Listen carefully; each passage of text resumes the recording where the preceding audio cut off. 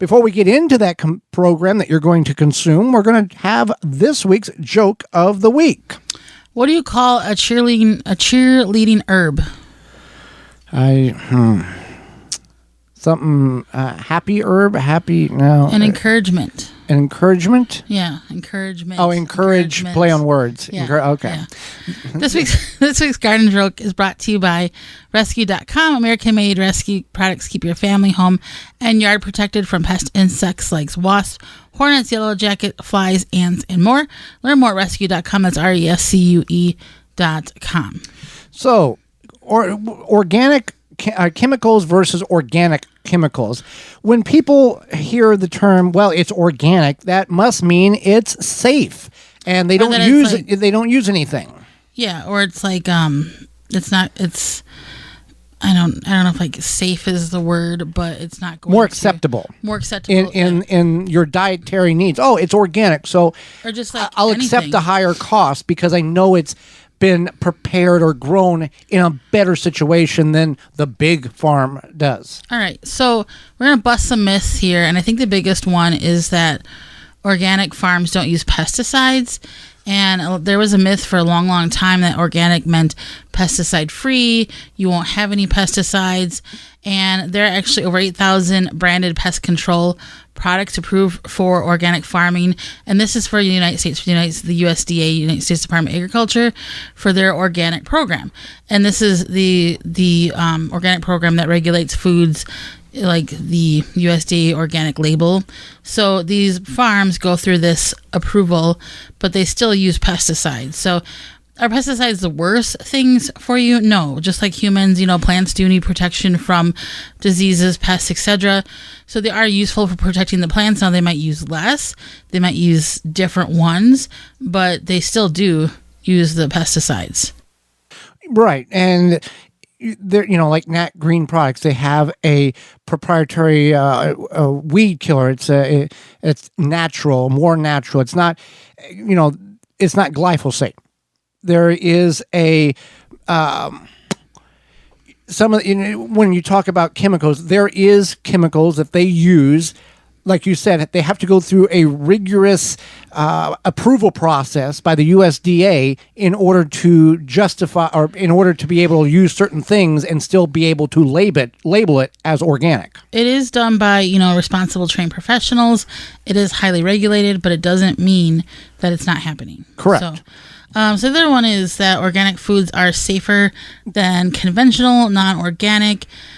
It's discovered that the USDA reported in 2022 that 99% of samples tested had pesticide residues well below the benchmark set by the US EPA. You mean the benchmark, the organic was essentially less chemical laced than the non-chemical or non-organic? No, it was the pesticide residues on non-organic and conventional. Right.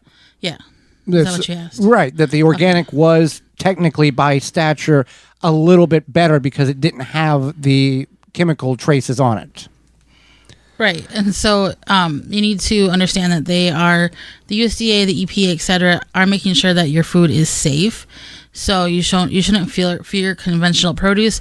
And either way, you should wash it, especially things that are like soft bodied, like berries, grapes. What else is like soft bodied? That doesn't have a peel, basically.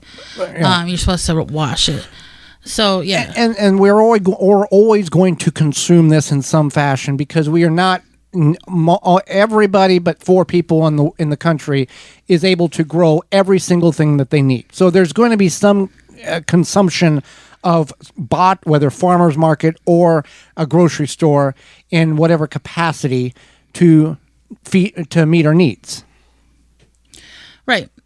So that's another one. And then another one is organic foods are more nutritious.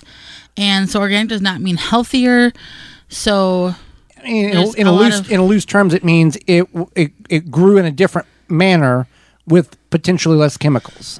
Right, but a lot of stuff has organic on the label. Organic gummy bears are not going to provide you the same nutrients as an organic potato. Right. So just because it says organic, a lot of times things were, especially it seems like in the mid 2000s through even like 2020, like the mid early, like 2005 to 2020, a lot of things were like, oh, this is organic or natural, and it was like a buzzword, and you're like, it's okay, it's better for me. And that's not true. Well, yeah, and I mean, these companies cannot just go, hey, we need better sales. We just put organic on the label. That they can't do that. Or they'll put like natural. Correct. Yeah. But they just can't do that because that's what they think is going to work. They have to approve in what they are doing and have approval for that label to be applied to their products. Right. So that is another myth. The organic is $2 more than the conventional.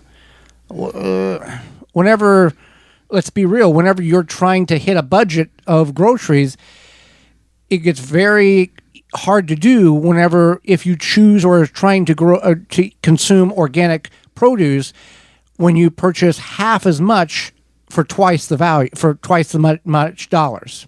Right. So then another myth is that organic farms are more sustainable. This can go either way, and it can be like what your definition of sustainability is. So most farmers do care about sustainability, and that doesn't matter if they're organic or conventional, and they're going to typically do the right thing at the right time for the right reasons, and their livelihoods are tied to the land, the water, the air, etc. And you can probably speak about this. Because if they don't do what is ethically correct, the USDA will come in and go, hey, you've toxified this, or you've done this wrong. You're going to get fined because now you've toxified water, lake, groundwater. You've sprayed manure in an area where you're not supposed to, or the runoff is now contaminating the streams, and now all the aquatic life is damaged, or the runoff from chemicals in which are sprayed in agriculture, big ag. There's criteria in which common sense dictates I could do this because I got to get rid of this product or XYZ. But if I do and the wrong person sees me, it's too big of a risk because I could lose everything I've worked 40 years for. Exactly. And it's as you know, it's a generational thing where the most farms are passed down from for generations. Right. So it doesn't mean just because this conventional farm is out here, polluting waterways, polluting the air, whatever, that doesn't really have any bearing on how they're going to be sustainable or practice good conservation methods. That organic, non-organic, it doesn't really make a difference. Because they are trying to figure out how to cut costs but still get value out of the land. For example, a dairy farm. We see this up in where we're from, the Wisconsin area. Instead of just spreading the manure, the liquid manure, over top of the ground where it will, it smells, the neighbors won't like it. They are knifing it in to get everything they can in the soil and the subsoil. So they mask the smell, so they're conscious of that. And two, they're conscious of runoff. If they was to spread it and a big rain comes, some of that will run off into waterways. They knife it in, which means they cut trenches and pump it into the trenches as they're going across the field to get it underground, to mask the smell, to prevent runoff, to get as much value out of that byproduct of the animal as possible, to minimize the amount of fertilizer in which one has to apply, which again can affect runoff, aquatic life, and waste money. If your fertilizer is running off the field and going in the stream, you're not getting any value out of that, whether you want or like aquatic life or not. Absolutely. And that's a very good point. Do we have time for one more? Let's go one more. So another one is organic farms don't care about, or they only care about animal welfare.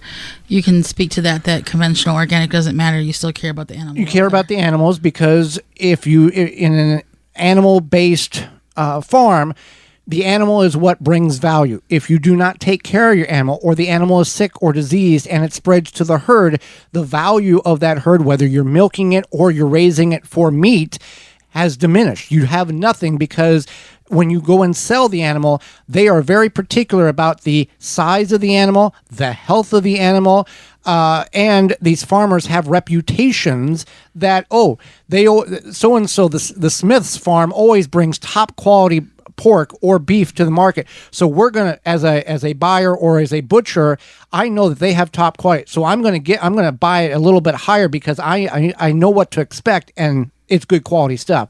You can't make a living on just halving it and thinking, oh, nobody's going to see. They may not see the first time, but they will remember every time after that. That's some good points. So you know who doesn't half it?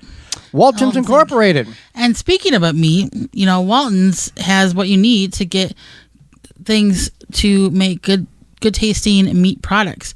So they have the equipment, seasoning, and supplies to make sausage, jerky, and any other meat product your way to your high standards. Do you want to make snack sticks that people will actually like? Walton's created meatgistics.com, an informational site to help you make the best finished product. Walton's even has a full line of their own meat grinders, mixers, and sausage stuffers to help you go from animal to edible. Walton's everything but the meat. You can use code GROW50, that's GROW50, to save 10% off your orders of $50 or more. Again, that's waltonsinc.com, and the code is GROW50, GROW50.